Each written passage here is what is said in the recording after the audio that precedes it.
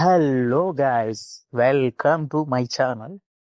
మనం ఈరోజు తెలుసుకోబోతున్నాం గుర్రం పాపిరెడ్డి. ఫరియా ఫదుల్లా నటించిన గుర్రం పాపిరెడ్డి మూవీ మీరు ఆల్రెడీ వినే ఉంటారు. ఇప్పుడు ఈ మూవీ రివ్యూ గురించి తెలుసుకుందాం. ఎంతలా ఉంటుందంటే స్టోరీని చాలా డిఫరెంట్గా ట్రై చేశారని చెప్పచ్చు. మనం ఎక్సైటింగ్గా ఫీల్ అయ్యేలా ఉంటుంది మూవీ డెఫినెట్గా. ఇంకా స్టోరీలోకి వెళ్తే దొంగతనాలు ట్రై చేస్తూ ఉంటారు, కానీ ఫెయిల్ అవుతూ ఉంటారు. అలా ఫెయిల్ అయ్యి చిన్న చిన్న విషయాలకు జైల్లో వేస్తారు. కారణం స్టూపిడిటీ.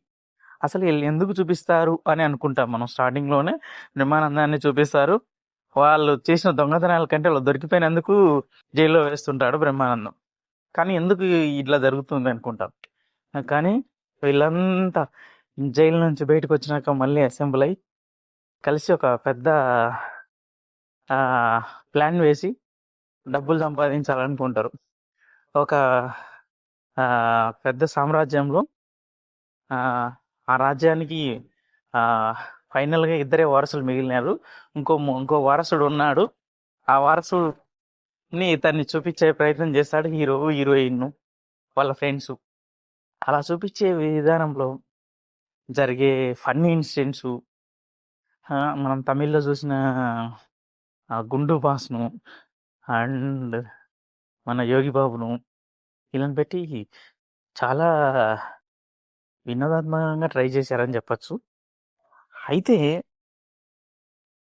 ఇంకా హీరోయిన్ చాలా కష్టాలు పడి కొందరి చేత మోసపోయి ఉంటుంది.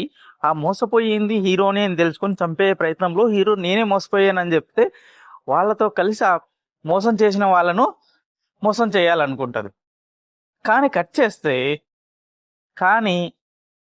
ఇంత ప్లాన్ చేసి హీరో అసలు అతని వారసుడిని చూపించే విధానంలో చూపిస్తాడు. అతను 100 కోట్లు తీసుకుని అతను వెళ్ళిపోతాడు. వీళ్ళు పోయి మీరు మాకు డబ్బులు ఇవ్వండి, ఇతనే రాజు అంటే వాళ్ళు ఇవ్వరు. ఎందుకంటే మిమ్మల్ని కాదు మమ్మల్ని కూడా మోసం చేసింది హీరోనే అని చెప్తారు. కానీ నాకు అక్కడ అర్థం కాని విషయం ఏంటంటే హీరో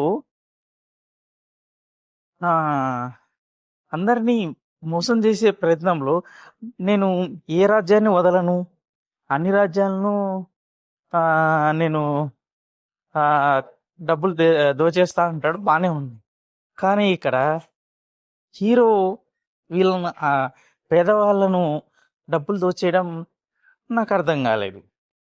ఎందుకంటే రాజ్యాల నుంచి దోచేయడం కరెక్టే, వాళ్ళంతా ఫ్రాడ్స్ కాబట్టి వాళ్ళ దగ్గర నుంచి తీసుకోవడం బాగానే ఉంది. ఇది రాబిన్ హుడ్ కథలా అనిపిస్తుంది మనకు కూడా. ఓకే, ఒక ఫన్నీ ఇన్సిడెంట్తో మనకు కవర్ చేసాంలే అనిపించదు. కానీ ఇక్కడ తీసుకెళ్తే ఒక అమాయకు పేద ప్రజలు, ఇతను కూడా ఆటో తోలుకుంటూ డబ్బులు సంపాదించుకుంటూ ఎంబీఏ కంప్లీట్ చేసింది ఇతను. కానీ వాళ్ళని మోసం చేసి హీరోయిన్ లాంటి వాళ్ళు ఎంబీబీఎస్ కంప్లీట్ చేయాలని ప్రయత్నించే వాళ్ళు ఒక చిట్ఫట్ కంపెనీ పెట్టి మోసం చేయాలని అనిపించే విధానం. అక్కడ రాజ్యం ఎక్కడ ఉంది? ఇక్కడ రాజులు ఎక్కడ ఉండరు? అంత ప్రజలే కష్టపడి సంపాదించుకునే డబ్బులు కదా. ఎందుకు చేశాడనేది నాకు అర్థం. ఇంకా సినిమా స్టార్టింగ్ నుంచి ఎండింగ్ వరకు అసలు యోగి బాబును ఎక్కువ పెట్టి నడిపించాలేమో అనిపించింది. మేబీ వీళ్ళకు ఎక్కువ పెడితే యోగి బాబు డిమాండ్ చేసే డబ్బులకు భయపడి ఆపేశారో లేదో తెలియదు. కానీ యోగి బాబు ఉన్న 2 సీన్లు సూపర్గా ఉంటాయి.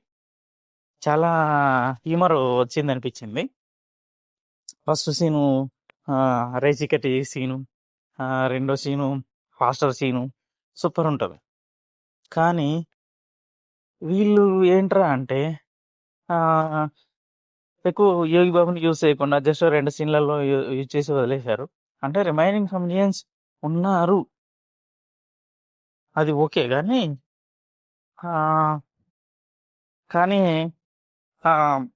ఫైనల్గా ఏ మూవీకైనా సక్సెస్ ఇంపార్టెంట్ కదా. కానీ వీళ్ళు ఇంకొంచెం బలంగా ప్రయత్నించేంటే బాగానే ఉంది అనిపిస్తుంది. ఒకసారి అయితే డెఫినెట్గా చూడొచ్చు అని చెప్పచ్చు.